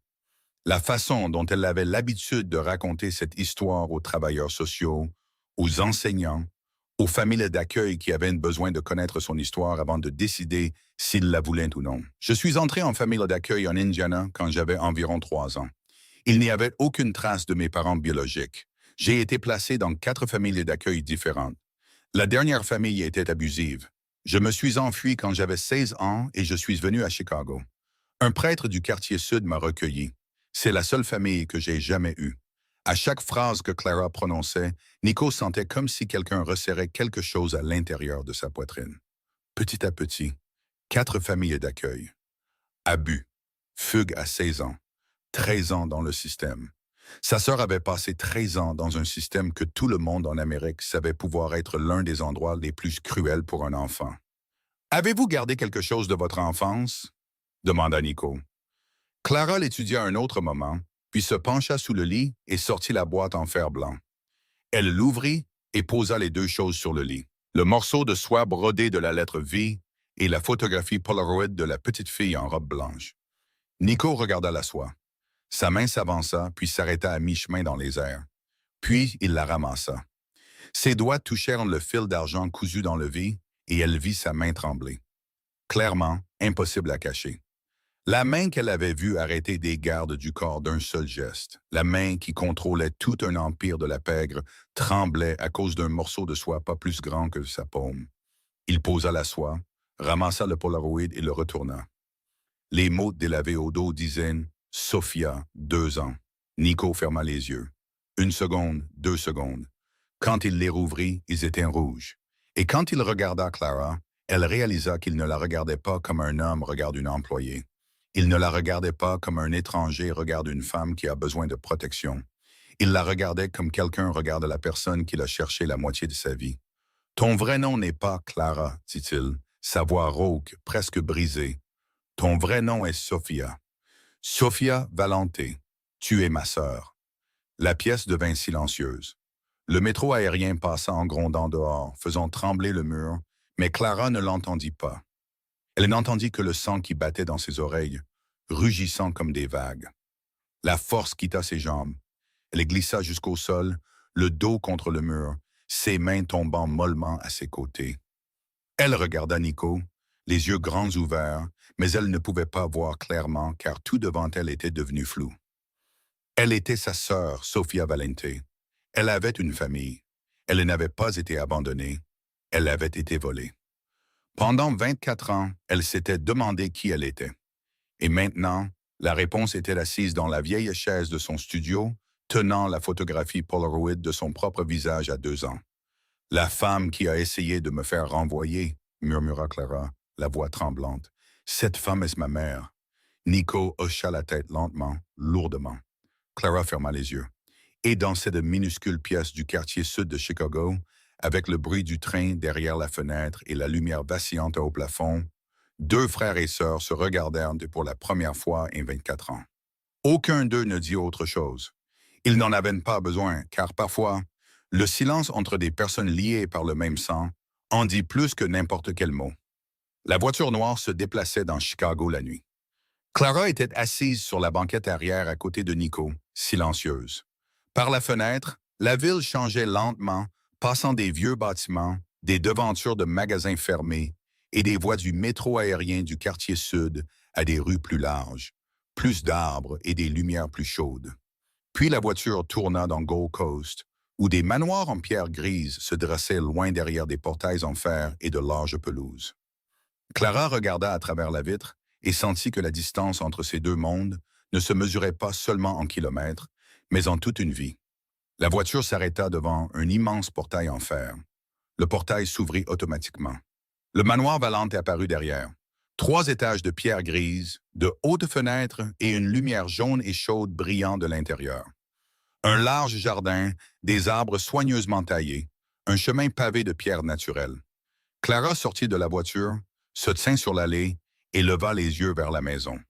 Elle avait passé 24 ans dans des foyers d'accueil, dans la maison de Pearl Jennings, dans la rue, dans un studio plus petit que la salle de bain de cette maison, et cela aurait dû être la sienne. Nico se tenait à côté d'elle, mais il ne la pressa pas. Il la laissa rester là aussi longtemps qu'elle en avait besoin. Puis Clara prit une profonde inspiration et le suivit à l'intérieur. À l'intérieur du manoir, tout semblait lourd, lourd dans le sens du luxe, de l'âge et de l'histoire. Sol en marbre, un escalier en colimaçon recouvert d'un tapis rouge foncé, de hauts plafonds avec des lustres en cristal, des peintures à l'huile sur les murs. Mais Clara ne regarda aucune de ces choses. Ses yeux furent attirés par une photographie accrochée au mur du couloir du premier étage, juste à côté du pied de l'escalier. C'était une grande photographie dans un cadre en bois sombre. Dedans, une jeune femme aux cheveux noirs et aux yeux brillants tenait une petite fille en robe blanche. La femme souriait. La petite fille souriait. La lumière du soleil filtrait par la fenêtre derrière elle, les couvrant toutes deux d'une douce lueur dorée. Clara s'arrêta de marcher. Elle reconnut la femme sur la photographie comme étant Maggie Valente, beaucoup plus jeune, peut-être dans la trentaine, et la petite fille dans ses bras, avec des cheveux bruns bouclés et des yeux marron foncés, souriait avec le même visage que Clara avait vu sur le Polaroid qu'elle avait gardé pendant 24 ans. Clara leva une main et toucha la photographie. Ses doigts se déplacèrent légèrement sur le verre, exactement là où se trouvait le visage de la petite fille. Elle ne dit rien. Elle n'en avait pas besoin. Ses yeux disaient tout à sa place. Nico se tenait derrière elle, observant. Il déglutit difficilement mais ne dit rien. Puis des bruits de pas retentirent dans l'escalier. Maggie Valente descendit, vêtue d'une chemise de nuit en soie noire, les cheveux lâchés, se préparant clairement à se coucher. Elle s'arrêta à mi-chemin en voyant Nico. Puis ses yeux se tournèrent vers la personne qui se tenait à côté de lui et son visage changea aussitôt. « Qu'est-ce qu'elle fait ici? » La voix de Maggie était tranchante et froide, exactement la même voix qu'elle avait utilisée à l'intérieur de Noir. Elle descendit plus vite, les yeux fixés sur Clara. « Nico, je t'ai déjà dit que je ne voulais pas voir cette fille. Pourquoi l'as-tu amenée dans ma maison? » Nico regarda sa mère, et puis il dit quelque chose qu'il ne lui avait jamais dit de sa vie. « Pas sur ce ton. Assieds-toi, mère. » Ah, maman. Ce n'était pas la voix d'un fils. Ce n'était pas doux ou patient. C'était la voix du chef. La voix qui faisait que ces hommes arrêtaient tout ce qu'ils faisaient quand ils l'entendaient. La voix qui disait aux rivaux qu'une négociation était terminée. Et maintenant, pour la première fois, Nico utilisait cette voix sur sa propre mère. Maggie s'arrêta dans l'escalier, stupéfaite. Elle regarda son fils comme si elle ne le reconnaissait plus. En 37 ans, Nico ne lui avait jamais parlé de cette façon. Mais Nico ne céda pas. « Tu dois t'asseoir et écouter ce que je vais te dire. » La gravité de sa voix fit obéir Maggie sans protester. Elle descendit le reste de l'escalier, entra dans le salon et s'assit dans un fauteuil. Son dos était droit, son menton levé, mais ses yeux étaient inquiets. Nico conduisit Clara dans le salon. Il ouvrit l'enveloppe et commença à poser chaque page sur la table devant Maggie, une page à la fois, lentement. « Ceci est le dossier d'admission en famille d'accueil de l'Indiana de 2002, dit-il. Une enfant de 3 ans confiée par une femme nommée Mary Novak. La page suivante. Ceci est le vrai passé de Mary Novak. Son vrai nom était Rita Novak, une femme de chambre qui a travaillé dans cette maison de 98 à 2002. Le visage de Maggie commença à changer. La page suivante. Rita avait des liens avec le réseau de traite du Midwest. Le FBI l'a mentionné en 2006. Le réseau était spécialisé dans l'enlèvement d'enfants et la création de fausses identités. La main de Maggie se resserra sur la coudoir. La dernière page, Nico posa la photographie de la fillette de 5 ans en famille d'accueil sur la table. Rita a volé Sophia de cette maison il y a 24 ans. Elle a remis Sophia au réseau. Ils ont créé de faux papiers et ont placé Sophia dans le système de placement familial de l'Indiana sous le nom de Clara Wynne. Maggie regarda la photographie. Sa main tremblait. Sophia a grandi dans des foyers d'accueil, continua Nico, sa voix contrôlée, mais chaque mot lourd. Elle a été maltraitée par des familles d'accueil. Elle a vécu dans la rue. Elle n'avait personne. Elle a été perdue pour nous pendant 24 ans. Mère pendant 13 de ces années, avant qu'une âme charitable ne la sauve enfin. Elle a vécu dans cet enfer. Maggie leva lentement les yeux de la photographie. Son regard se posa sur Clara, qui se tenait près de l'entrée du salon. Et pour la première fois, Maggie la regarda vraiment. Pas comme elle avait regardé une serveuse insolente. Pas comme elle avait regardé quelqu'un d'indigne de se tenir dans son restaurant. Elle la regarda pour de vrai. Les yeux marron foncé, la forme de son visage, la façon dont elle tenait son dos droit, même si son monde s'effondrait. Le refus obstiné de plier. La légère inclinaison de sa tête vers la gauche. Maggie leva une main pour couvrir sa bouche. Ses yeux s'écarquillèrent, et du fond de sa gorge, un murmure s'échappa. Tremblant, brisé, portant 24 ans de douleur, Sophia. Ce murmure resta en suspens dans le salon du manoir, comme le son mourant d'une cloche. Le son parti, l'écho tremblant encore dans l'air. Sophia. Maggie se leva du fauteuil, les jambes tremblantes, les yeux ne quittant jamais Clara. Elle s'avança vers elle. Un pas, puis un autre, sa main tendue comme si elle avait besoin de la toucher pour s'assurer qu'elle était réelle et non une autre illusion qu'elle avait vue 1000 fois au cours des 24 dernières années. Chaque fois qu'elle voyait une fille aux cheveux bruns dans la rue. Chaque fois qu'elle entendait un enfant rire dans un parc. Chaque nuit où elle se réveillait d'un rêve de la chambre d'enfant vide. Mais Clara recula d'un pas. Maggie s'arrêta. Et puis Clara parla. Sa voix n'était pas forte. Elle ne cria pas. Elle ne hurla pas. Mais chaque mot portait tout le poids de 24 ans. Tu m'as regardé comme si je n'étais rien, dit Clara, les yeux fixés sur ceux de Maggie. Tu as essayé de détruire mon travail, la seule chose qui me maintenait en vie. Maggie se tenait là, les mains toujours levées en l'air, comme si elles étaient gelées sur place. Tu m'as appelé quelqu'un sans racine, continua Clara. Tu as dit que je ne méritais pas de me tenir dans ton restaurant. Tu as appelé tes gardes du corps pour me traîner dehors comme un chien. Clara prit une inspiration tremblante. Et tu ne savais pas que tu disais ces choses à ta propre fille. Maggie ouvrit la bouche, mais aucun son ne sortit. Ses lèvres tremblaient, ses yeux se remplirent, mais les larmes ne coulèrent pas. Comme si son corps se battait contre lui-même, pris entre la fierté qu'elle avait construite pendant 60 ans et la vérité qui l'écrasait maintenant de l'intérieur. « Enfant, » murmura Maggie. « Mon enfant, je ne savais pas. » Clara secoua la tête. « C'est vrai, tu ne savais pas. Mais tu ne m'as pas traité de cette façon parce que tu ne savais pas qui j'étais. Tu m'as traité de cette façon parce que tu pensais que j'étais le genre de personne qui ne méritait pas le respect. » Cette phrase, précise dans sa cruauté, perça toutes les défenses qu'il restait à Maggie, car c'était vrai. Et les 3 personnes dans la pièce savaient que c'était vrai. Maggie ne dit plus rien. Ses genoux cédèrent et Margaret Valente, matriarche de la famille, la femme que toute Chicago craignait, la femme qui ne s'était jamais agenouillée devant personne, s'effondra à genoux sur le sol en marbre de son propre salon. Elle pleura. Pas les larmes silencieuses et polies de la haute société, mais des sanglots brisés arrachés de quelque part de profond et de brut. Le cri d'une mère qui avait perdu son enfant pendant 24 ans et venait de réaliser qu'elle avait humilié cet enfant même devant tout le monde. Le cri que Maggie avait retenu en elle depuis cette nuit d'automne en 2002. Depuis qu'elle était rentrée du gala de charité et avait trouvé le berceau de Sophia vide, depuis qu'elle était tombée sur le sol de la chambre d'enfant, en criant le nom de sa fille et que personne n'avait répondu. Pendant 24 ans, elle n'avait pas pleuré. Elle avait transformé le chagrin en froideur, en pouvoir, en couche d'armure que personne ne pouvait percer. Mais ce soir, sur le sol du salon, devant la fille qu'elle avait cru perdue à jamais, cette armure se brisa. « Je suis désolée, » cria Maggie à travers ses sanglots. « Je suis désolée, mon bébé. Ma fille. » Clara regarda la femme agenouillée à ses pieds. La femme qui l'avait humiliée devant tout un restaurant quelques jours plus tôt. La femme qui avait ricané qu'elle n'avait pas de racines. La femme qui avait convoqué des gardes du corps pour la traîner dehors. Et aussi la femme qui l'avait tenue dans la photographie sur le mur du couloir, souriant vivement, les yeux pleins d'amour. Sa mère. À l'intérieur de Clara, 2 choses se déchiraient. La colère de 24 ans. La colère contre un monde qui l'avait abandonné. La colère contre le système qui l'avait broyé. La colère contre Pearl Jennings. La colère contre le réseau de traite. La colère contre Rita Novak. Et même la colère contre la femme qui pleurait à ses pieds.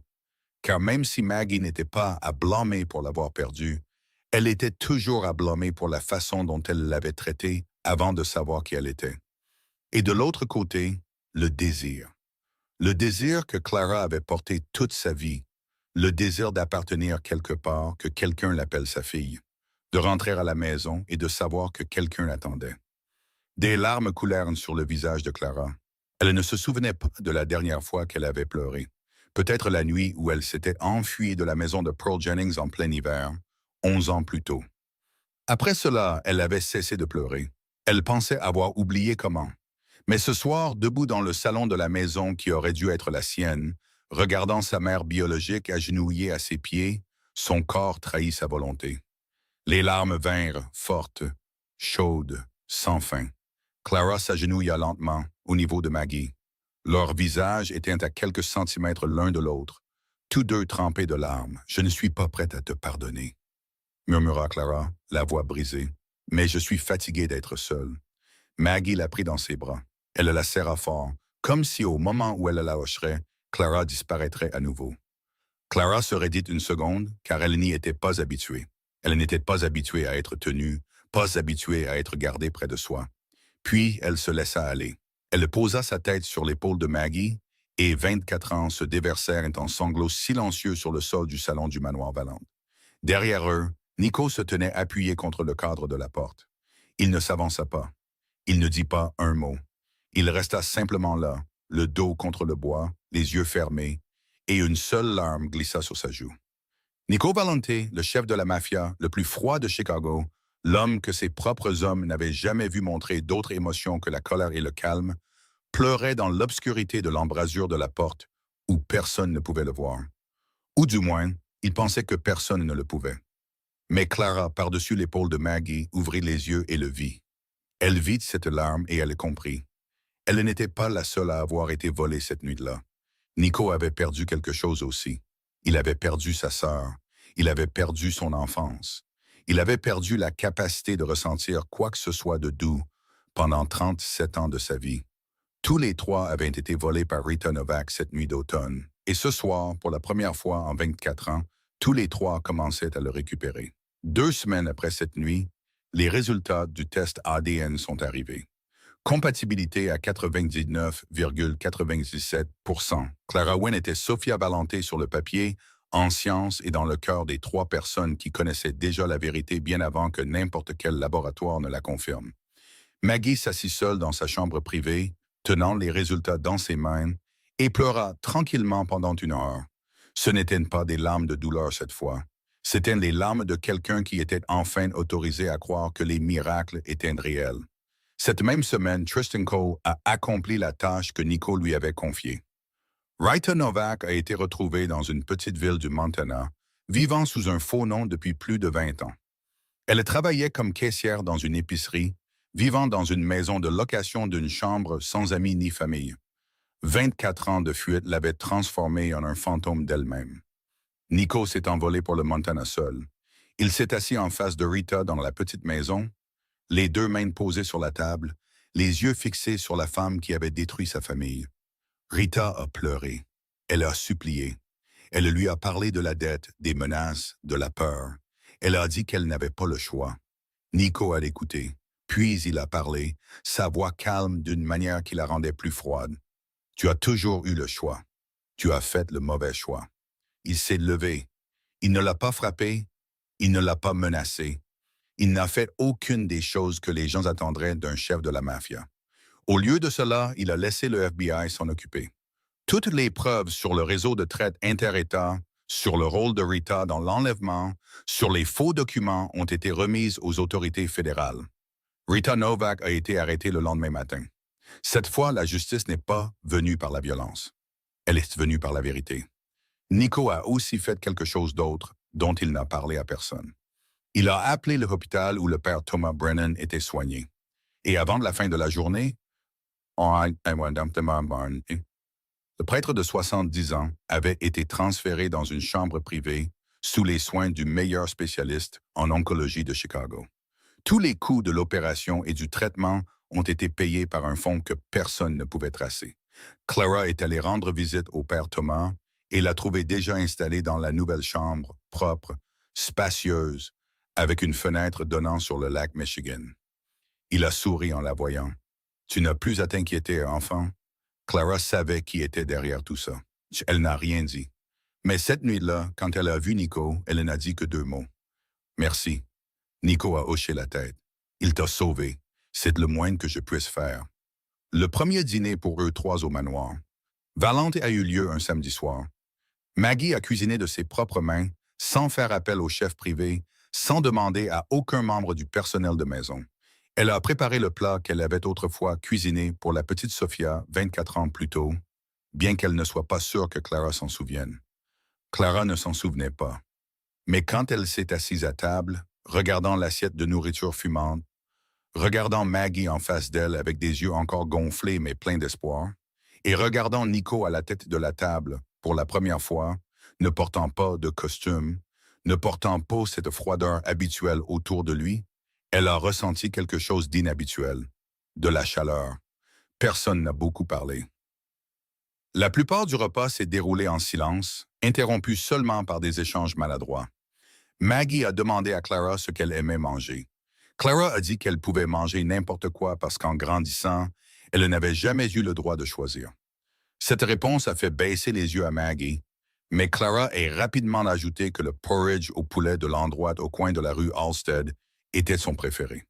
Maggie a hoché la tête et a noté cela comme si c'était la chose la plus importante qu'elle ait apprise de toute l'année. Nico a versé du vin pour sa mère, de l'eau pour Clara, et quand ils se sont assis tous les trois autour de la longue table de la salle à manger du manoir, une table qui pendant la plupart des années n'avait accueilli qu'une seule personne, Clara a regardé autour d'elle et a dit « Tout semble encore vraiment étrange. » Nico a pris une gorgée de vin. « Je pense aussi. » Maggie les a regardés tous les deux et un petit sourire, un vrai sourire, pas le sourire social poli de la matriarche de la famille, est apparu sur ses lèvres. « Ça semblera moins étrange, dit-elle doucement.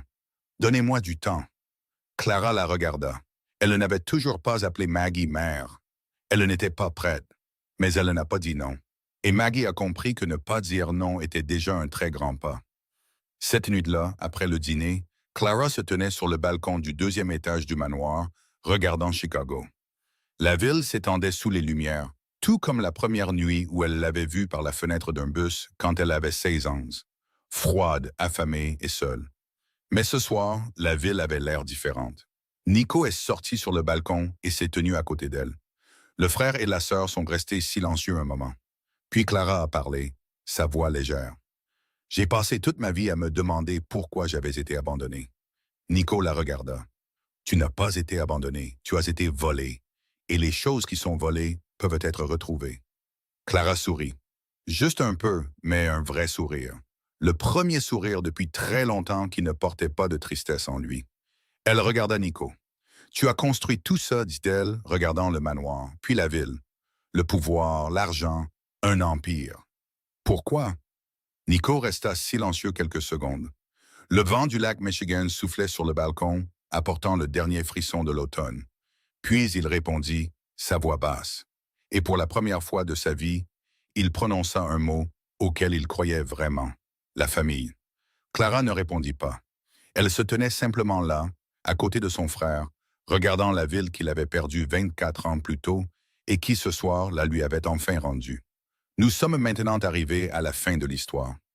Une histoire sur la perte, sur la douleur de l'abandon, sur 24 ans de solitude, mais aussi une histoire sur le pouvoir de la vérité et le lien du sang que rien ne peut briser. Peut-être que la plus grande leçon que cette histoire laisse derrière elle n'est pas sur l'argent ou le pouvoir. C'est sur la façon dont nous traitons les gens qui nous entourent, surtout ceux que nous supposons sans importance. Maggie Valente a humilié une serveuse parce qu'elle pensait que la fille n'était personne. Mais cette fille s'est avérée être la personne la plus importante de sa vie. La vraie vie est pareille. Nous ne connaissons jamais l'histoire derrière chaque personne que nous rencontrons. Un mot gentil peut changer la journée de quelqu'un. Un mot cruel peut laisser une cicatrice à vie. Si cette histoire vous a touché, veuillez vous abonner à notre chaîne. Aimez cette vidéo et la partagez pour que chaque jour, vous puissiez écouter de nombreuses autres histoires significatives comme celle-ci. Nous aimerions vraiment savoir ce que vous avez ressenti à propos de l'histoire d'aujourd'hui. Vous a-t-elle fait penser à quelqu'un dans votre vie réelle? Veuillez partager vos pensées dans les commentaires. Nous lisons chaque commentaire et chérissons toujours chaque ligne que vous partagez du fond de votre cœur. Nous souhaitons à tous ceux qui regardent cette vidéo une bonne santé, des jours joyeux et une vie paisible. Aimez les gens à vos côtés tant que vous le pouvez encore. Au revoir et à bientôt dans la prochaine vidéo.